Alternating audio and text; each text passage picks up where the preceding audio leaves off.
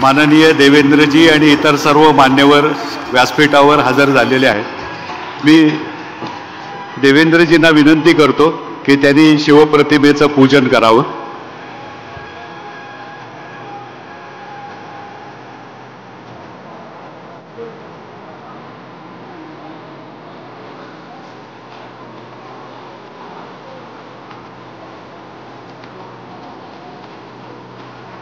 छत्रपती शिवाजी महाराज की जय शिवाजी।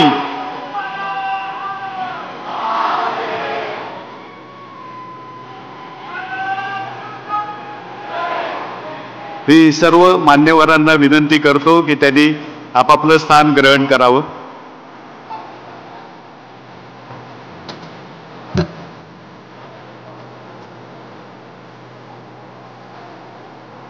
सर्व मान्यवरांना विनंती त्यांनी आपापल्या जागी स्थानापन्न व्हावं।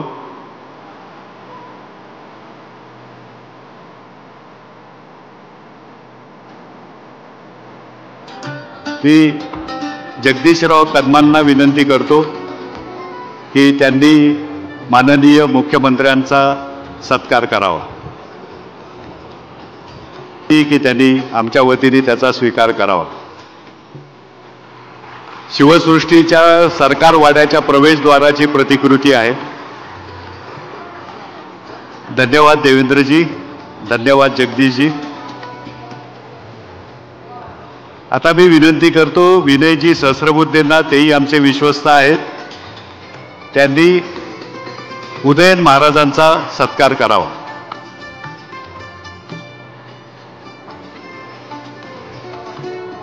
छत्रपती श्रीमंत उदयन महाराज त्यांचा सत्कार करतायत विनयजी। यानंतर आमचे विश्वस्त अमृतराव पुरंदरे, बाबासाहेबांचे ज्येष्ठ चिरंजीव, त्यांना मी विनंती करतो त्यांनी चंद्रकांत दादा पाटलांचा सत्कार करावा। माननीय चंद्रकांत दादा पाटील।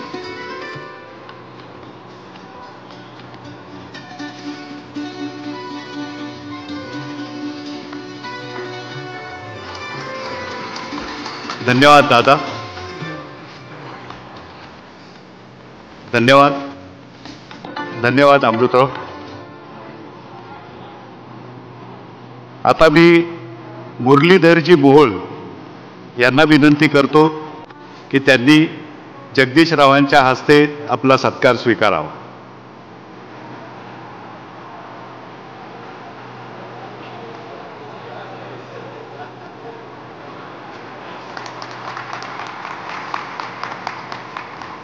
धन्यवाद मुरलीधरजी, धन्यवाद जगदीशराव। यानंतर आशिष शेलार, सांस्कृतिक मंत्री महाराष्ट्र राज्य, यांचा सत्कार करतील विनयजी सहस्रबुद्धे। आदरणीय आशिषजी शेलार यांचा सत्कार करतील विनयजी सहस्रबुद्धे।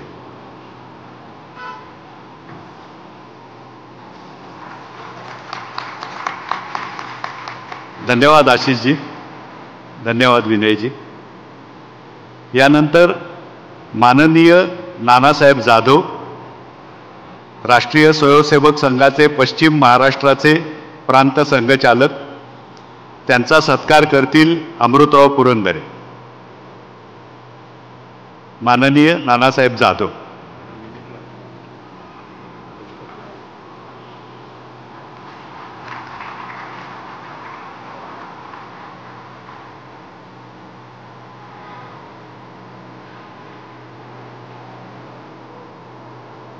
मी विनंती करतो की शिवतारे साहेबांचा सत्कार करतील विनीतजी कुबेर।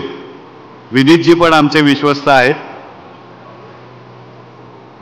शिवतारे साहेबांना विनंती की त्यांनी सत्काराचा स्वीकार करावा आमच्यातर्फे। तो करतायत विनीतजी कुबेर। धन्यवाद विजयजी, धन्यवाद विनीतजी। आता सत्कार आहे माननीय रवींद्रजी वंजारवाडकर यांचा। माननीय रवींद्रजी वंजारवाडकर, यांचा सत्कार करतील जगदीशजी कदम. धन्यवाद रवींद्रजी. धन्यवाद जगदीशजी. मी आता प्रतिष्ठानचे मुख्य विश्वस्त जगदीशराव कदम आणि या शिवसृष्टीचे प्रमुख यांना मी विनंती करतो की त्यांनी कार्यक्रमाचं प्रास्ताविक करावं. धन्यवाद.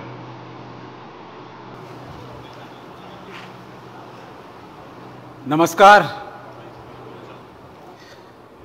आज छत्रपती शिवाजी महाराजांची जयंती. त्यामुळे सर्वप्रथम आई तुळजाभवानीचं स्मरण करून छत्रपती शिवाजी महाराजांना वंदन.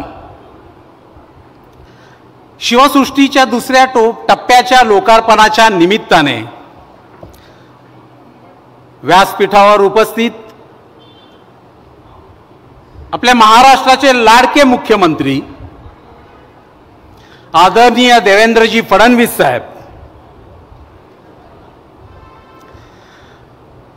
श्रीमंत छत्रपती उदयनराजे,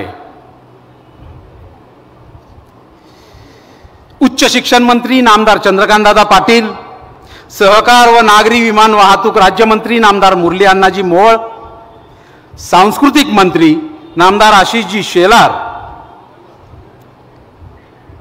या महाराष्ट्र पश्चिम प्रांताचे संघचालक श्री नानाजी जाधव, पुण्याचे संघचालक आदरणीय रवींद्र वंजारवाडकर सर, उपस्थित आदरणीय खासदार आमदार महोदय, महाराजा प्रतिष्ठानमधील सर्व विश्वस्त, सल्लागार मंडळातील माझे सर्व सदस्य, शिवसृष्टीच्या उभारणीतील माझे सर्व सहकारी घटक, विविध क्षेत्रातील आज या कार्यक्रमाच्या निमित्ताने उपस्थित असलेले मान्यवर, नरे आंबेगावचे स्थानिक ग्रामस्थ, पत्रकार मित्र आणि उपस्थित शिवप्रेमी बंधू भगिनी आणि मातांनो, आज शिवसृष्टीच्या दुसऱ्या टप्प्याचे लोकार्पण होताना आज या सुदिनी जयंतीच्या दिवशी आम्हा सर्वांना मनस्वी आनंद होतोय. 4 टप्प्यांमध्ये बांधल्या जाणाऱ्या या शिवसृष्टीची एकूण किंमत, एकूण येणारा खर्च हा 438 कोटी रुपयांचा आहे. पैकी 87 कोटी रुपये खर्च करून या दुसऱ्या टप्प्याचं बांधकाम आम्ही पूर्ण केलंय, ज्याचं लोकार्पण आजच्या दिवशी या राज्याचे मुख्यमंत्री आदरणीय देवेंद्रजी यांच्या शुभ हस्ते आणि त्याबरोबर इतर मान्यवरांच्या उपस्थितीत आपल्या सगळ्यांच्या साक्षीने होताना आम्हाला विशेष आनंद होतोय. ही शिवसृष्टी एक आगळी वेगळी असणार आहे. यामध्ये फक्त महाराजांचे पुतळे, म्युरल्स असं असणार नाहीये.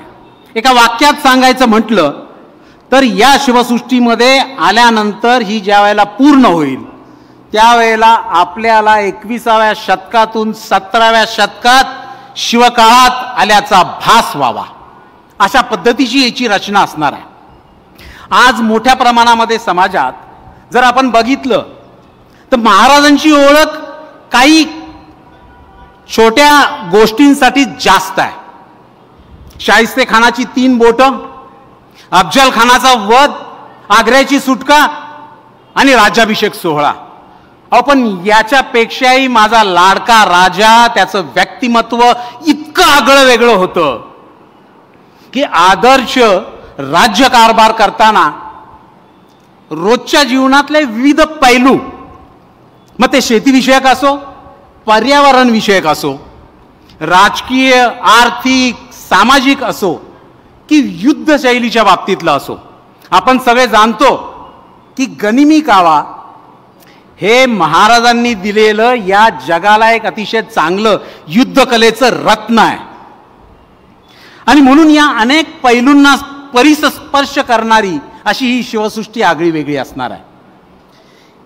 याची मूळ संकल्पना विचार करायचं म्हणलं तर 50 वर्ष मागे जायला लागतं.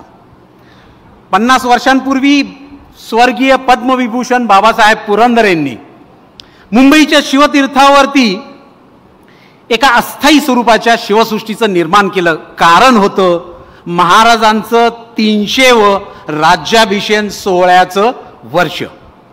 अनेक मान्यवर, ज्यामध्ये यशवंतराव चव्हाण साहेबांपासनं तर बाळासाहेब ठाकरेंपर्यंत अनेक नेते, उद्योजक, विचारवंत, कलावंत आणि सर्वसामान्य शिवप्रेमी मंडळी ही या अस्थायी स्वरूपाच्या शिवसृष्टीच्या भेटीला आली. आणि ही बघितल्यानंतर साहजिकच अनेकांनी अपेक्षा व्यक्त केली की महाराजांचं यथार्थ दर्शन घडविणारी अशा पद्धतीची स्थायी स्वरूपाची शिवसृष्टी पुढच्या काळामध्ये या राज्यात व्हावी. आणि म्हणून आंबेगाव स्थित पुण्यामधल्या या शिवसृष्टीची संकल्पना त्यावेळेला रुजली. आम्ही सर्व विश्वस्तांनी विचार केला की या शिवसृष्टीतला पहिला टप्पा, ज्याच्यासाठी लागणारा खर्च जो आहे तो आपण महाराजा प्रतिष्ठानच्या सर्वांनी मिळून, मग त्यामध्ये बाबासाहेब स्वतः त्यांची व्याख्यानमाला, त्याच्यातनं येणारं उत्पन्न, जानता राजांच्या कलाकारांनी दिलेलं आत्तापर्यंतचं योगदान, आणि आम्ही सगळे सल्लागार मंडळातील आमचे सहकारी आणि विश्वस्तांनी असं ठरवलं की आपल्या हिमतीवरती आपण काही पैसे उभे करू. मला आठवतं 2014ची गोष्ट आहे. या निधी उभारणीसाठी पुण्याच्या BKCच्या ग्राउंडवर जानता राजाचं 1000व्या प्रयोगाचं आयोजन केलेलं होतं. त्यावेळेला आजचे मुख्यमंत्री नामदार देवेंद्रजी आमच्या समवेत होते. अतिशय चांगल्या पद्धतीने त्यांनी त्यावेळच्या निधी उभारणीमध्ये आपलं स्वतःचं योगदान दिलं. आणि म्हणून या शिवसृष्टीचा हा पहिला टप्पा जवळपास निधी उभा करता करता उभा राहिला 60 कोटी रुपयांचा.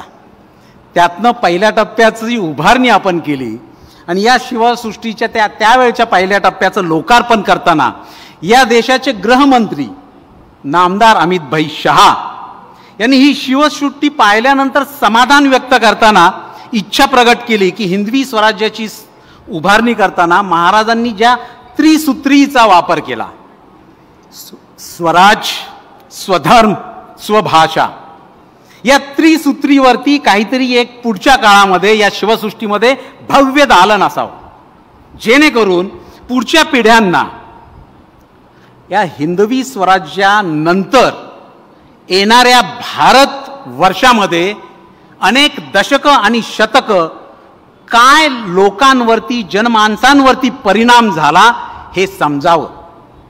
आणि म्हणून आम्ही आत्ता इथे या दुसऱ्या टप्प्याच्या पहिल्या भव्य अशा दालनामध्ये, रंगमंडलमध्ये स्वराज, स्वधर्म आणि स्वभाषा या त्रिसूत्रीवरती अतिशय उत्तम असं एक दालन उभारलंय.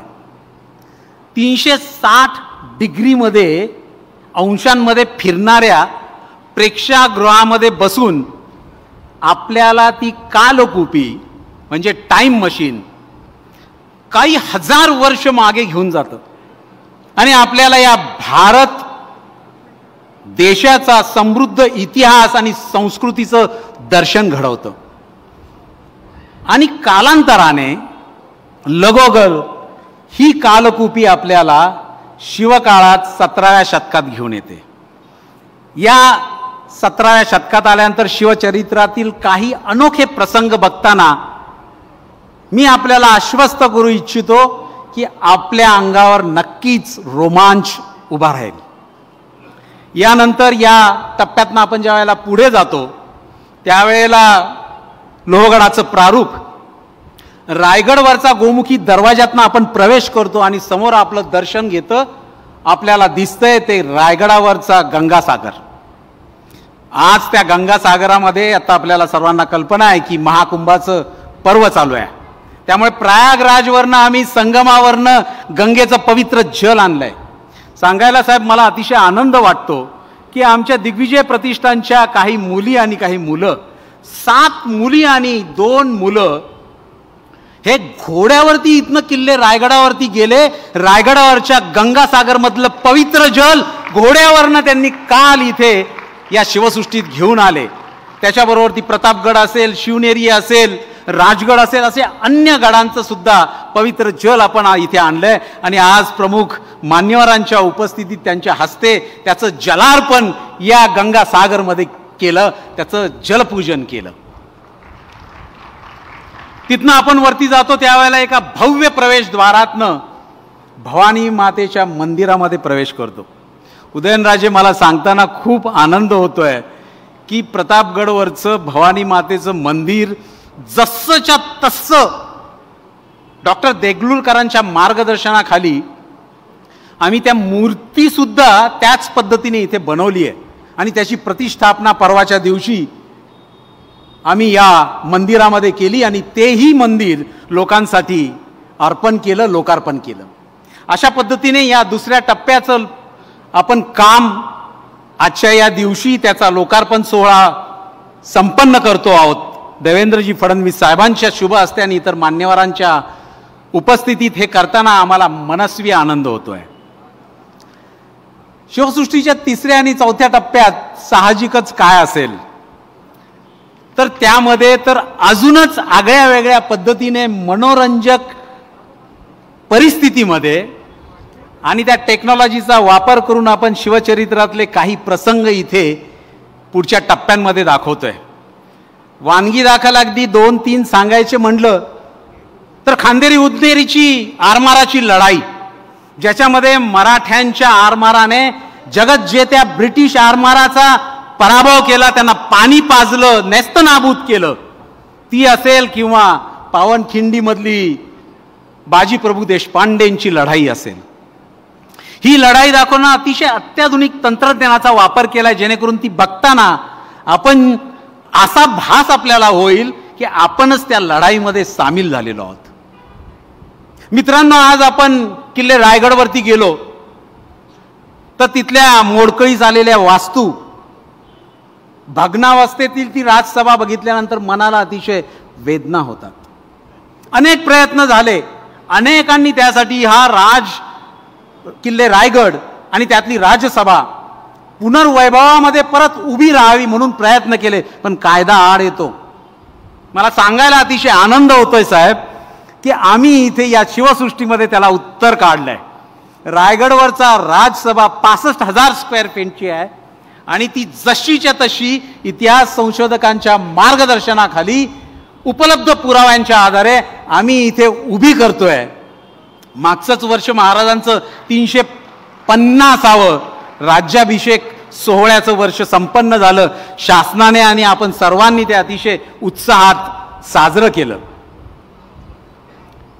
हेनरी ऑक्झिंटन या इंग्रज अधिकाऱ्याने त्यावेळेला किल्ले रायगडवरती येऊन तो राज्यारोहण सोहळा आपल्या समक्ष डोळ्याने बघून वर्णन करून लिहून ठेवलाय. आजही ते टिपण लंडनमध्ये उपलब्ध आहे. आम्ही त्याची सत्यप्रत आणली आणि त्या सत्यप्रतीवरती आधारित याची देही याची डोळा पुढच्या काळामध्ये तिसऱ्या टप्प्याचं लोकार्पण झाल्यानंतर आपण सर्वजण तो महाराजांचा राज्याभिषेकाचा सोहळा आपण तिथे अनुभवणार आहोत राजसभेमध्ये.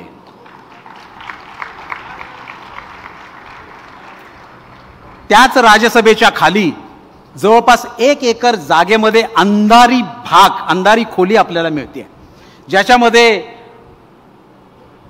सिंगापूरच्या युनिव्हर्सल स्टुडिओला काही जणांनी भेट दिली असेल तर तिथल्या डार्क राईडच्या पद्धतीने आपण महाराजांची आग्र्याची सुटका या इथे मध्ये डार्क राईडमध्ये आपण बसून बघू शकणार आहोत. हे सगळं होताना अतिशय रोमांच, महाराजांचा इतिहास आपल्या समोरती आजच्या दिवशी उभा राहणार आहे. तो आमचा प्रयत्न आहे आणि म्हणून पुढच्या पिढ्यांसाठी त्यांना त्यांच्या भाषेत समजावं अशा पद्धतीने व्हर्च्युअल रियालिटी असेल, ऑगमेंटेड रियालिटी असेल, होलोग्राफी असेल, ॲनिमेशन असेल, मॅपिंग असेल, 5D 7D या तंत्रज्ञानाचा वापर आपण याच्यामध्ये उभारणीमध्ये केलेला आहे, जेणेकरून या पुढच्या पिढ्या आपल्या शिवसृष्टीशी, शिवचरित्राशी पर्यायाने आपल्या समृद्ध संस्कृतीशी जोडल्या जावात. हाच आमच्या शिवसृष्टीचा उद्देश आहे. शिवसृष्टीच्या उभारणीतील अनेकांचा सहभाग व त्यांची प्रेरणा, उत्साह वाढवणारा आम्हाला राहिलेला आहे. 2017ला आपले देशाचे प्रधानमंत्री नरेंद्र मोदीजींना शिवसृष्टीची संकल्पना प्रत्यक्ष भेटून सांगितली. त्यावेळी समाधान व्यक्त करताना त्यांनी आम्हाला ही शिवसृष्टी टप्प्याटप्प्यांमध्ये करा, जेणेकरून लोक येतील, आपल्याला मार्गदर्शक सूचना करतील, ज्याचा अंतर्भाव तुम्हाला पुढच्या शिवसृष्टीच्या उभारणीमध्ये करता येईल आणि म्हणून ही शिवसृष्टी आपण 4 टप्प्यांची करतो आहोत. राष्ट्रीय स्वयंसेवक संघाचे सरसंघचालक पूजनीय मोहनजी भागवत यांना आम्ही ही संकल्पना ज्या वेळेला घेऊन भेटलो त्यावेळेला आनंद व्यक्त करताना त्यांनी असं सांगितलं की महाराजांची ही मूल्य आज या समाजामध्ये रुजणं ही काळाची आजची गरज आहे. त्यांनी स्वतः या शिवसृष्टीला भेट दिली, काही विधायक सूचना केल्या आणि ही शिवसृष्टी लवकरात लवकर झाली पाहिजे असा कानमंत्रही दिला. माननीय अमितभाईंनी तर स्वराज स्वधर्म व स्वभाषा या महाराजांच्या त्रिसूत्रीवर आधारित त्या दालनाची कल्पना मांडताना भारत सरकारतर्फे मोदीजींच्या नेतृत्वाखाली सांस्कृतिक मंत्रालयाच्या माध्यमातून 76 कोटी रुपयांचं भक्कम आर्थिक पाठबळ शिवसृष्टीच्या पुढच्या टप्प्यांना मिळवून दिलं हे सांगताना अतिशय आनंद होतो. 2014 साली पहिल्या मुख्यमंत्री पदाच्या काळामध्ये शिवसृष्टीला मेगा टुरिझम प्रोजेक्टचा दर्जा देण्याचं काम आदरणीय देवेंद्रजींनी केलं. ते नेहमीच आमचे आधारस्तंभ राहिलेत. मागच्या काळात देवेंद्रजी उपमुख्यमंत्री आणि एकनाथजी शिंदेसाहेब मुख्यमंत्री असताना महाराष्ट्र शासनाच्या वतीने या दुसऱ्या टप्प्याच्या उभारणीकरता 50 कोटींचं भरभक्कम पाठबळ देऊन कौतुकाची थापही त्यांनी टाकली. शिवसृष्टीच्या सुरुवातीपासनं आमच्या अडीअडचणींना ठामपणे पाठीशी उभे राहणारे आमचे आश्रयदाते अजितदादा असोत, शिवसृष्टीसमोरील 8 पदरी रस्त्यांचं काम त्वरित मंजूर करून पूर्ण करून देणारे नामदार नितीनजी गडकरी असोत, किंवा पहिल्या दिवसापासनं सर्वार्थाने शिवसृष्टीचं पालकत्व स्वीकारणारे चंद्रकांत दादा असतील, अशी एक ना अनेक मान्यवर इथे ज्या व्यासपीठावर बसलेली आहेत त्यांनी आम्हाला नेहमीच सहकार्याचा हात देण्याचा प्रयत्न केला आहे. छत्रपती उदयनराजे त्यांचं तर कृपा छत्र आमच्यावर नेहमीच आज नाही पिढ्यांपासून राहिलंय. या महाराजा शिवछत्रपती प्रतिष्ठानची स्थापना 1967 साली स्वर्गीय बाबासाहेबांनी केली. पहिल्या दिवसापासनं राजमाता सुमित्राराजे भोसले, श्रीमंत छत्रपती प्रतापसिंह महाराज आणि पुढच्या काळात श्रीमंत छत्रपती अभयसिंह महाराज हे या प्रतिष्ठानचे विश्वस्त राहिलेले आहेत. या व्यतिरिक्त महत्त्वाच्या 2 घटकांचा उल्लेख विशेषत्वाने या निमित्ताने करावासा वाटतो. त्यातला पहिला म्हणजे या आंबेगावमधील स्थानिक ग्रामस्थ मंडळी यांनी आम्हाला मोलाची साथ दिली, सामावून घेतलं. त्यांचे आभार मानावेत तेवढे कमीच आहेत. आणि दुसरा महत्त्वाचा घटक म्हणजे आजवर मदत करणारे व प्रतिसाद देऊन आमचा उत्साह नेहमीच वाढवणारे आपण उपस्थित सर्व शिवप्रेमी बंधू आणि भगिनी, आपणा सर्वांना नमन करतो. शिवसृष्टीच्या उभारणीमध्ये आम्हाला त्यामुळे असं म्हणावं असं वाटतं की राजाश्रयाबरोबर लोकाश्रयही मिळालेला आहे आणि तोही तेवढाच भरभक्कम मिळतोय. इथून पुढच्या काळातही तो तसाच मिळत राहावा आणि या राहिलेल्या शिवसृष्टीच्या उरलेल्या दोन्ही टप्प्यांचं काम येणाऱ्या 2 वर्षात पूर्ण करण्यासाठी साहेब आपलं पाठबळ आम्हाला नेहमीच राहावं अशी मनापासूनची प्रार्थना करतो. आई तुळजाभवानीच्या आशीर्वादाने आणि आपल्या सगळ्यांच्या सहकार्याने ही शिवसृष्टी पूर्ण होणे ही तो श्रींची इच्छा. या शिवसृष्टीच्या माध्यमातून छत्रपतींचे तेजस्वी आणि प्रेरणादायी विचार समाजात रुजवण्याचं पवित्र कार्य अखंड होत राहावं या आत्मविश्वासासह माझ्या वाणीला मी विराम देतो. धन्यवाद. जय हिंद, जय महाराष्ट्र. छत्रपती शिवाजी महाराज की जय भवानी. धन्यवाद. धन्यवाद जगदीशजी. मी आता नानासाहेब जाधवांना विनंती करतो की त्यांनी आपले 2 शब्द मांडावे. नानासाहेब जाधव.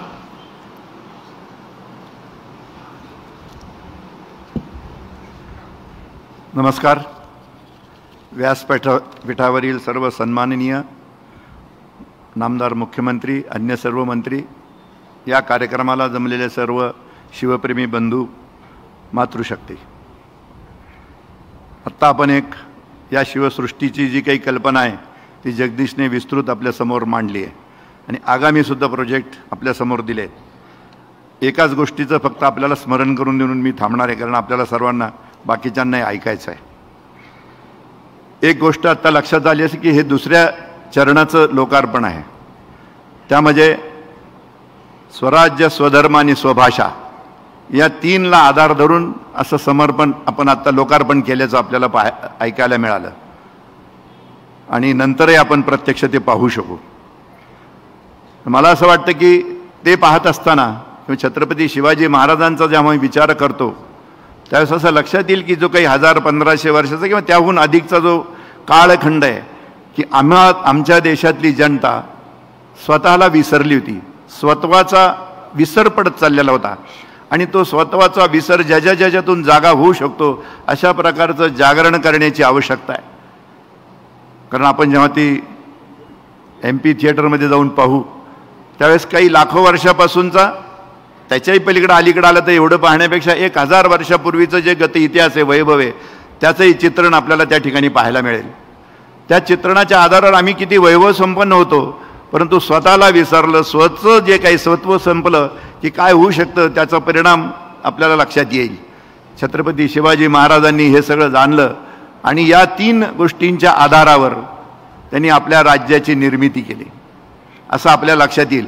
आणि मग त्या निर्मितीच्या आधारावर आजही आपल्याला असं चित्र दिसतं की हा जो काही हिंदुत्वाचा जयघोष आहे, स्वतःची जी स्वराज्याची कल्पना आहे, स्वभाषाची कल्पना आहे आणि स्वधर्माचा अभिमान आहे, या सगळ्या गोष्टी जाग्या करण्याची आवश्यकता आहे.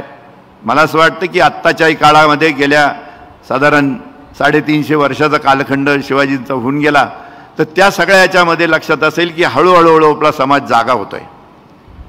त्याचबरोबर एक समाजाचं जर चित्र जर आपण पाहिलं, जर अनुभव घेतला तर आपला समाज लवकर विसरतो सुद्धा. मला असं वाटतं की आत्ता आपणा सर्वांच्यावर म्हणजे इथल्या आत्ता जसा उल्लेख केला राजसत्ता आणि लोकसत्ता या सर्वांच्यावर एक जबाबदारी येऊन पडते की आपण हे जे एका अर्थाने छत्रपती शिवाजी महाराजांनी जे समाजाचं, राष्ट्राचं स्वत्व जागा करण्याचा जो जागर मांडलेला आहे तो विसरता कामा नये, तो सतत तेवत ठेवावा लागेल. अशा प्रकारची विचार लक्षात घेऊन आपल्याला पुढचा कालखंड लक्षात घेण्याची आवश्यकता आहे. आणि मला असं वाटतं की बाबासाहेब पुरंदर यांनी हाच विचार लक्षात घेऊन त्यांच्या सगळ्या इतिहासाच्या अभ्यासातून त्यांनी या ठिकाणी शिवसृष्टीची निर्मिती करायचा संकल्प सोडला. हा सृष्टीचा संकल्प सोडत असताना मला जी माहिती मिळाली होती मी घेतली. त्यामध्ये असं लक्षात येईल की अनेकांना शिवाजी महाराजांचे जे सगळे प्रेरणास्थान आहेत त्या सर्वत्र ठिकाणी कदाचित शारीरिक स्थितीमुळे, आणखीन कुठल्याही स्थितीमुळे आपल्याला जाता येईलच असं नाही, पण प्रत्यक्ष त्या सगळ्या काही घटनांचं प्रेरणास्थान आपल्याला जर या ठिकाणातून एकाच ठिकाणी दाखवत आलं तर असा विचार करून त्यांनी या ठिकाणी एकूण 9-10 प्रकारच्या छोटे छोटे युनिट्स आणि निरनिळ्या प्रकारचे प्रसंग आपल्यासमोर ठेवण्याचा प्रयत्न केलेला आहे. आणि तो करण्याचं कारणच असे की हा समाज सतत जागा राहिला पाहिजे आणि ही जागा राहण्याचं स्थान आणि त्याच्यातून आपणही काही ना काही प्रकारची प्रेरणा घ्यावी अशा प्रकारचं हे ठिकाण आहे. तर मला असं वाटतं की आज दुसऱ्या टप्प्याचं एका अर्थाने चरणाचं लोकार्पण होतंय आणि आगामी आपल्या अध्यक्षांनी जो व्यक्त केलेला विषय आहे की 2 वर्षामध्ये आम्ही पूर्ण 4 चरणामध्ये या सगळ्या सृष्टीचं निर्माण करू शकतो. मला असं वाटतं की हे एक आपल्यासाठी सातत्याचं असं प्रकारचं प्रेरणास्थान समाजासाठी उपलब्ध होईल आणि त्याच्यातून आपण प्रेरणा घेऊन हा देश, धर्म आणि संस्कृती या दृष्टीने आपल्याला जे काही योगदान आपल्याला देण्याची आवश्यकता ती प्रेरणा आपण घेत राहू. या प्रसंगी मला असं वाटतं एवढंच. धन्यवाद.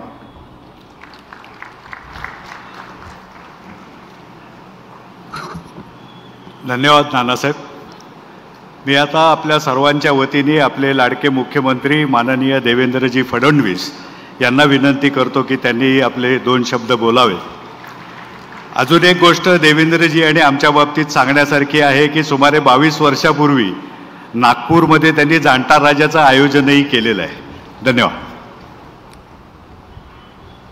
छत्रपती शिवाजी महाराज की, धर्मवीर छत्रपती संभाजी महाराज की जय भवानी, जय भवानी, जय जय जय जय जय भवानी. जय जय जय जय जय शिवाजी. हिंदवी स्वराज्याचे सरसंस्थापक छत्रपती शिवरायांना मानाचा मुजरा करतो. भारतीय राज्यघटनेचे शिल्पकार भारतरत्न डॉक्टर बाबासाहेब आंबेडकर यांना मानवंदना अर्पित करतो. आजच्या छत्रपती शिवरायांच्या जन्मोत्सवाच्या या पावन पर्वावर शिवसृष्टीच्या दुसऱ्या टप्प्याच्या लोकार्पणाच्या निमित्ताने मंचावर उपस्थित असलेले श्रीमंत छत्रपती उदयन महाराज भोसले, केंद्रीय राज्यमंत्री मुरलीधरजी मोहोळ, मंत्रिमंडळातील आमचे सहकारी माननीय चंद्रकांत दादा पाटील, आशिषजी शेलार, मंचावर उपस्थित असलेले आदरणीय नाना जाधवजी, रवींद्रजी वंजारवाडकर, विनयजी सहस्त्रबुद्धे, अमृतराव पुरंदरे, विजयबापू शिवतरे आणि ज्यांनी या संपूर्ण कामामध्ये पुढाकार घेतला ते जगदीशजी कदम, या ठिकाणी उपस्थित या शिवसृष्टी परिवारातील सर्व परिवारजन आणि उपस्थित सर्व भगिनी आणि बंधूंनो, मी सर्वप्रथम आपल्या सर्वांना आजच्या शिवजन्मोत्सवाच्या खूप खूप शुभेच्छा देतो. आज सकाळी शिवनेरी किल्ल्यावर जाऊन तिथल्या मातीमध्ये शिवजन्मोत्सव साजरा करण्याची संधी मिळाली. त्यानंतर पुण्यामध्ये हजारो विद्यार्थ्यांच्या समवेत जय शिवाजी जय भारत अशा प्रकारची विकसित भारताची पदयात्रा, त्या पदयात्रेत सहभागी होण्याची संधी मिळाली. आणि आता खऱ्या अर्थानं आमच्याकरता जी प्रेरणास्थळी निर्माण झालेली आहे, स्वर्गीय बाबासाहेब पुरंदरे शिवशाहीर यांच्या संकल्पनेतून साकार झालेली शिवसृष्टी याच्या दुसऱ्या टप्प्याच्या लोकार्पणाची संधी मिळाली. आणि संध्याकाळी इथनं आग्र्याला चाललो. आग्र्याच्या किल्ल्यामध्ये ज्या ठिकाणी महाराजांना बंदिस्त करण्याचा मूर्खासारखा प्रयत्न हा त्या काळात औरंगजेबाने केला होता, त्या ठिकाणी चौथा कार्यक्रम आहे. मला असं वाटतं की आजचा दिवस हा माझ्याकरता अत्यंत धन्य अशा प्रकारचा दिवस आहे. आणि जर मला जगदीशजी एका शब्दामध्ये या शिवसृष्टीचं वर्णन करायला सांगितलं तर मी एवढंच सांगेन, मी निशब्द आहे. निशब्द. इतकं सुंदर कार्य या ठिकाणी झालेलं आहे. तुळजाभवानी मातेचं मंदिर, त्याची भव्यता जी तुम्ही साकारलेली आहे, त्या ठिकाणी जे गंगेचं कुंड आहे ते ज्या प्रकारे तुम्ही केलेलं आहे आणि हुबेहूब तोच दगड, तीच मूर्ती, तोच आकार, मला असं वाटतं अतिशय सुंदर अशा प्रकारचं काम हे या ठिकाणी झालेलं आहे. आणि सगळ्यात महत्त्वाचं काही असेल तर या ठिकाणी स्वदेश, स्वधर्म आणि स्वभाषेचं जे दालन तयार केलेलं आहे, त्या पहिल्या दालनामध्ये छत्रपती शिवरायांचे अतिशय दुर्मिळ छायाचित्र हे हाय रिझोल्यूशनमध्ये त्या ठिकाणी तुम्ही तयार केले. वेगवेगळ्या देशातनं ते आणून त्या ठिकाणी तुम्ही ते लावले आहेत. आणि त्याच्या पुढचाच टप्पा म्हणून या 3 त्रिसूत्रीवर आधारित एक 360 डिग्री अशा प्रकारची टाइम मशीन ही जी लावण्यात आलेली आहे, मी खरोखर सांगतो मी जगाच्या पाठीवर अनेक देशांमध्ये गेलो, 3D पाहिलं, 4D पाहिलं, 7D पाहिलं, 14D पाहिलं, 16D देखील बघितलं. पण जी प्रेरणा आणि जी भावना या थिएटरमध्ये तयार झाली, या टाईम मशीनमध्ये तयार झाली, ती अवर्णनीय आहे. मी तर असं म्हणेन की महाराष्ट्रातला आणि देशातला प्रत्येक आमचा विद्यार्थी या ठिकाणी आलाच पाहिजे. इथे आल्यानंतर तो जी प्रेरणा घेऊन जाईल, जो देशाचा इतिहास जो योग्य पद्धतीनं त्याच्यापर्यंत पोचायला हवा होता पण दुर्दैवाने पोचला नाही. खरं म्हणजे तसा तर तो इतिहास सांगण्याकरता कित्येक दिवस लागतील, पण 36 मिनिटांमध्ये भारताचा इतिहास आणि त्या इतिहासामध्ये खऱ्या अर्थानं स्वराज्याचं, छत्रपतींचं योगदान हे ज्या प्रकारे या ठिकाणी मांडण्यात आलेलं आहे, हे अक्षरशः अवर्णनीय अशा प्रकारचं आहे. 1000 वर्षाचा इतिहास 36 मिनिटांमध्ये, आणि त्यात महाराजांच्या जीवनातले महत्वाचे प्रसंग अगदी छत्रपती शहाजी राजांपासनं, आईसाहेबांपासनं, आई जिजाऊमासाहेबांपासनं जे प्रसंग मांडलेले आहेत, अत्यंत प्रेरणादायी अशा प्रकारचे हे सगळे प्रसंग आहेत. मी तर इथे आलेल्या सगळ्यांना म्हणेन, म्हणजे तुम्ही जर उघडं ठेवलं असेल आज तर, आणि नसेल तर सगळ्यांनी येऊन हे बघितलंच पाहिजे. मी तर असं म्हणेल, ज्यांनी हे बघितलं नाही तो जीवनातल्या वेगळ्या आनंदाला मुकला असं समजून घ्या. आपल्या जीवनातला खरा आनंद हा या 360 डिग्री अशा प्रकारच्या टाईम मशीनमध्ये तुम्हाला त्या ठिकाणी मिळणार आहे. मी मगाशी सांगत होतो, नॅशनल लायब्ररी ऑफ नेदरलँड्स, रिक्स museum Amsterdam, Hague national archives आणि ब्रिटिश म्युझियम लंडन या सगळ्या ठिकाणून अतिशय ऑथेंटिक अशा प्रकारची माहिती, चित्र हे जे काही या ठिकाणी आणलेले आहेत, ते मला असं वाटतं खरोखर ही शिवसृष्टी जी आहे, छत्रपती शिवरायांचं जिवंत स्मारक म्हणून या शिवसृष्टीकडे आपण पाहू शकतो. आज मला विश्वास आहे की शिवशाहीर बाबासाहेब पुरंदरे हे देखील स्वर्गातनं आपल्याला शिवाशीर्वाद देत असतील, आणि निश्चितपणे हे जे कार्य त्यांच्यानंतरही अविरत आपण सुरू ठेवलं आहे हे खरोखर महत्त्वाचं आहे. जरी आम्ही याला मेगा टुरिझम प्रोजेक्ट म्हणून दर्जा दिला असला तरी हे पर्यटनाचं केंद्र नाही आहे. निव्वळ पर्यटनाकरता कोणी या ठिकाणी येऊ नये, हे प्रेरणेचं आणि अभ्यासाचं केंद्र आहे. त्या दृष्टीने लोकांनी या ठिकाणी यावं. खऱ्या अर्थानं छत्रपती शिवरायांचं जे वर्णन केलं आहे, निश्चयाचा महामेरू, बहुत जनांचे आधारू, अखंड स्थितीचा निर्धारू, श्रीमंत योगी, ज्याच्याकडे सगळं होतं ते छत्रपती होते. त्यांनी स्वराज्याचा खजिना हा खूप मोठा केला, पण त्यातलं काही स्वतः करता वापरलं नाही. जे वापरलं ते स्वराज्याकरता वापरलं, म्हणून ते श्रीमंतही होते आणि ते योगी होते. एका योग्यासारखे सातत्याने त्या ठिकाणी ते लढत राहिले, आणि म्हणून अशा श्रीमंत योग्याचं मंदिर म्हणजे खऱ्या अर्थानं शिवसृष्टी आहे असं या ठिकाणी मी म्हणेन.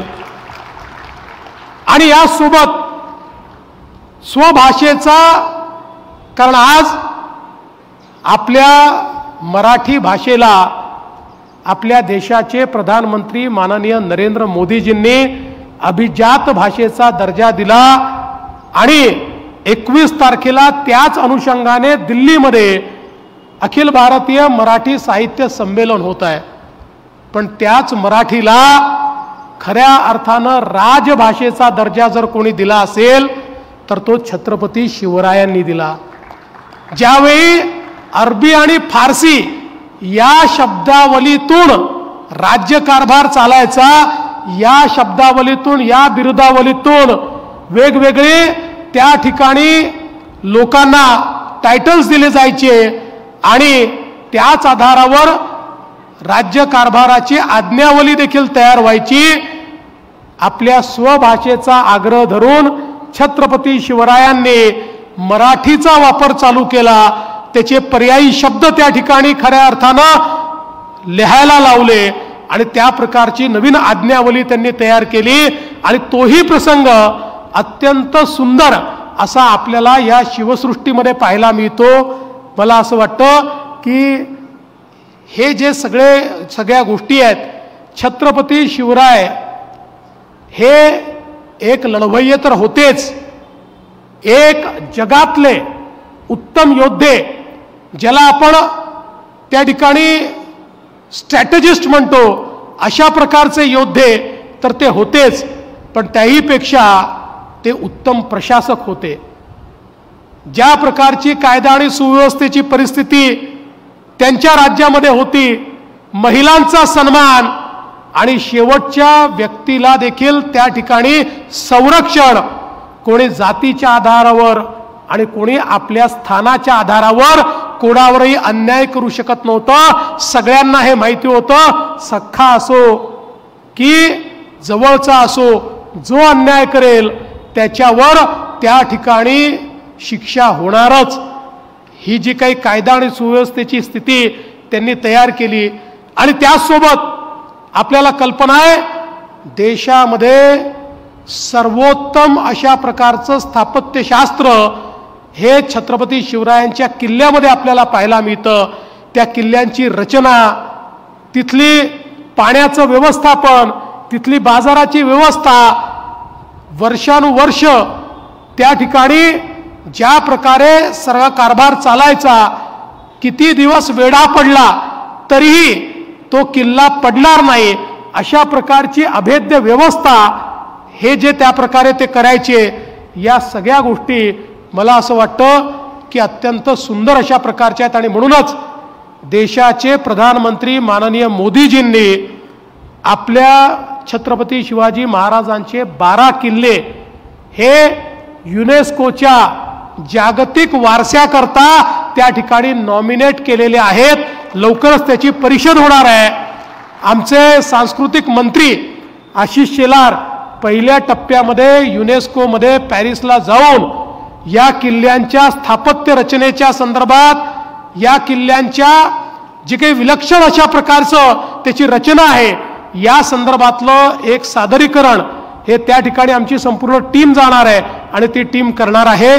आणि मला विश्वास आहे की छत्रपती शिवरायांचे किल्ले हा खरोखर जागतिक वारसा म्हणून या ठिकाणी युनेस्कोही स्वीकारेल अशा प्रकारची अपेक्षा ही आम्हाला आहे. त्या किल्ल्यांचंही म्हणजे जे आता जगदीशजी म्हणाले, इतके वर्ष आम्ही रायगडाचं काम करतो, पण खूप अडचणी आहेत. आर्किओलॉजी डिपार्टमेंटमध्ये काम करणं म्हणजे अत्यंत कठीण अशा प्रकारचं काम आहे. खरं तर त्यांच्याकडनं एक वीट लावणं देखील हे इतकं जिकरीचं काम आहे, पण तरी देखील ते काम आपण करतो. पण त्याच्यामध्ये पिढ्या निघून गेल्या तर अनेक पिढ्यांना स्वराज्याची राजधानी कशी होती हे समजणारच नाही. आणि म्हणून स्वराज्याची राजधानी त्याच्यापूर्वी तिथे जोपर्यंत तयार होईल त्याच्या आधी ती या शिवसृष्टीमध्ये तयार होईल आणि इथे येऊन स्वराज्याची राजधानी आपल्याला पाहता येईल, ही व्यवस्था या ठिकाणी उभी करण्यात आलेली आहे. मी जगदीशजींना ही पण विनंती केली की छत्रपती शिवाजी महाराजांनी आरमार तर उभं केलंच, पण आरमार उभं करत असताना त्या ठिकाणी कुठली झाडं कापायची, कुठली कापू नये, जी कापायची त्याच्याऐवजी किती झाडं लावायची, अशा सगळ्या गोष्टी त्या ठिकाणी त्यांनी सांगून ठेवलेल्या आहेत. त्यांच्या त्या सगळ्या आज्ञावलीमध्ये आपल्याला त्या पाहायला मिळतात. वृक्ष संवर्धन असो, जलसंवर्धन असो, किंवा आपली करांची पद्धत कशी असली पाहिजे. खरं म्हणजे पांडुरंगजी बलकवडे या ठिकाणी आहेत, त्यांच्यासमोर या सगळ्या गोष्टी मी सांगायची आवश्यकता नाही. पण मला असं वाटतं या सगळ्या गोष्टी जर आमच्या नवीन पिढीला या ठिकाणी समजू शकल्या तर मला असं वाटतं की निश्चितपणे महाराजांना आज जसं जगदीशजी आपण म्हणालात एक लढवय्ये महाराज लोकांसमोर आहेत, ती एक त्यांची हिरोईक प्रतिमा असलीच पाहिजे, ती आहेच. पण त्याच्यासोबत त्यांच्यामधला प्रशासक, त्यांच्यामधला एक पर्यावरण प्रेमी, अशा प्रकारचे त्यांचे जे वेगवेगळे पैलू आहेत हेही या शिवसृष्टीच्या माध्यमातून आमच्या सामान्य जनतेपुढे आले पाहिजेत, अशा प्रकारची माझी आपल्याला विनंती आहे. आणि म्हणून आपण अतिशय चांगलं काम करता आहात. या कामामध्ये अनेक लोकांचे हात लागतात. खऱ्या अर्थानं जनता देखील आपल्याला मदत करते आहे. पण शिवसृष्टीचं काम हे अधिक वेगानं व्हावं म्हणून आज मी आपल्याला ही घोषणा करतो की महाराष्ट्र सरकारच्या वतीनं अजून 50 कोटी रुपये आम्ही शिवसृष्टीकरता या ठिकाणी देऊ. आणि पुढेही जगदीशजी हे काम पूर्ण करण्याकरता अजून काही आवश्यकता पडली, मी आणि माझे दोन्ही उपमुख्यमंत्री आम्ही तिघही मावळेच आहोत, त्याच्यामुळे काही चिंता करण्याचं कारण नाही आहे. आपल्याला कल्पना आहे की एकनाथराव शिंदेजी हे देखील छत्रपती शिवरायांना मानणारे आहेत आणि आमचे अजितदादा तर पुण्याचेच आहेत. आणि पुण्याचं काही म्हणजे तसं कुठेच मला नाही म्हणत नाही, पण पुण्याचं काही सांगितलं तर नाही म्हणतच नाहीत, त्याच्यामुळे तोही प्रश्न नाही आहे. त्याच्यामुळे निश्चितपणे या आपल्या महायुती सरकारच्या माध्यमातून 50 कोटी रुपयाचा निधी आपण देऊ. आपण अत्यंत वेगानं हे काम निश्चितपणे पूर्ण करा. मी निश्चितपणे आपल्याला सांगतो की हे एक राष्ट्रकार्य आहे. कारण देशाभिमानी आणि इतिहास जाणणारी पिढी जोपर्यंत तयार होत नाही तोपर्यंत देशाचा विकास होत नाही. आपल्या देशाच्या पंतप्रधानांनी सांगितलं विकास भी और विरासत भी. जोपर्यंत वारसा, जोपर्यंत विरासत आम्हाला लक्षात राहत नाही तोपर्यंत आत्माभिमानी पिढी आम्ही जागरूक करू शकत नाही. खरं म्हणजे आपला समाज आपला वारसाच विसरला होता म्हणून इतके वर्ष गुलामगिरीत गेलो. तो वारसा आपल्याला छत्रपतींनी लक्षात आणून दिला आणि त्यामुळे गुलामगिरीतनं आपण बाहेर आलो आणि छत्रपतीच होते की ज्यांच्यामुळे खऱ्या अर्थानं अटके पार देखील झेंडे हे मराठ्यांनी लावले. आणि म्हणूनच मला असं वाटतं हे राष्ट्रकार्य आहे. या राष्ट्रकार्यामध्ये आम्ही सगळे आपल्या सोबत आहोत. हे राष्ट्रकार्य आपण लवकर पूर्ण करावं अशा प्रकारची विनंती आपल्याला करतो. आणि या कार्याचं लोकार्पण करण्याची संधी हे आपण माझ्यासारख्या एका छोट्याशा कार्यकर्त्याला या ठिकाणी दिली. छत्रपतींच्या इतिहासाचा एक छोटा भाग आपण मला देखील करून घेतलं, त्याबद्दल आपले मनापासून आभार मानतो आणि माझे 2 शब्द संपवतो.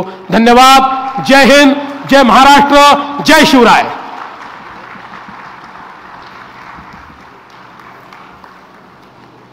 धन्यवाद देवेंद्रजी. आपण निशब्द झालात आणि आम्ही भरून पावलो आहोत. हार्दिक धन्यवाद. मी आता आभार प्रदर्शनासाठी आमचे विश्वस्त विनीतजी कुबेर यांना आमंत्रित करतो. विनीतजी कुबेर. शिवसृष्टीच्या या दुसऱ्या टप्प्याचं लोकार्पण आज माननीय मुख्यमंत्री देवेंद्रजी फडणवीस यांच्या उपस्थितीत संपन्न झालेला आहे. या कार्यक्रमाला छत्रपतींचे वंशज श्रीमंत छत्रपती उदयन महाराज हे देखील आम्हाला लाभलेले आहेत. त्याच्यामुळे व्यासपीठावर आणि व्यासपीठासमोर जे शिवप्रेमी उभे आहेत त्या सर्वांना मी मनापासून धन्यवाद देतो. आणि ज्यांनी ह्या कार्यामध्ये मदत केली आणि या पुढच्या काळामध्येही ही शिवसृष्टी पूर्ण होण्यासाठी त्यांचं सहकार्य लाभणारच आहे. अशा सर्व मान्यवरांचं आणि उपस्थित नागरिकांचं मनापासून आभार मानतो.